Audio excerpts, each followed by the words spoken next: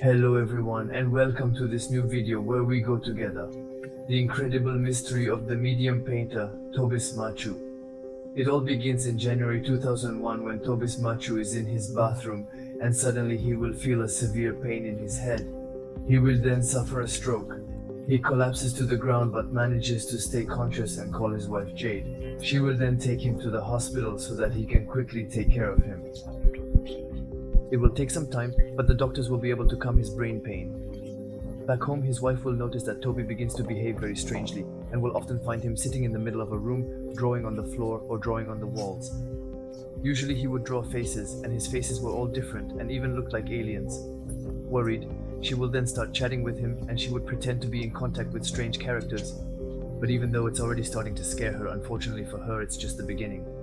Because shortly after, it was the escalation and he drew more and more. He then covered the house from floor to ceiling with his drawings, day and night. And painting will become his incredible obsession. He says that for him, he manages to paint his paintings by receiving flashes directly in his head. Once these images appeared, he would have an irrepressible urge to reproduce them, and until he reproduced them, they would not go away. His wife explains that he behaves very strangely when he wants to paint a picture. But when he finishes this painting, everything goes back to normal and he regains his calm. Before his accident, Toby was a bricklayer and had never taken painting classes.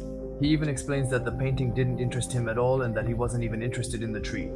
For doctors, this is even stranger, because usually, as a result of a stroke, there is a deficit that is created as a result of the injury. Normally, this could lead to language disorders, difficulties moving, or even recognizing faces, for example. But here, in his case, the fact that he developed artistic qualities right after his accident is very strange, even unique to doctors. The odds would be extremely low for Toby, even if he doesn't really understand what's happening to him and how it's possible that he manages to do all this. He explains that ultimately, anyone can do it, and it just takes a little trigger in itself. And even though the advances today are enormous in terms of technology to do analyses of what's going on in the brain, it's still impossible to determine how he would have managed to obtain faculties that he didn't know before. His abilities will remain a mystery for a long time. That's the end of this episode. I hope you enjoyed it. Feel free to tell me in the comments, and if you have other topics like that you want me to cover in my next videos. If you are interested in myths and legends, you can check out my other videos.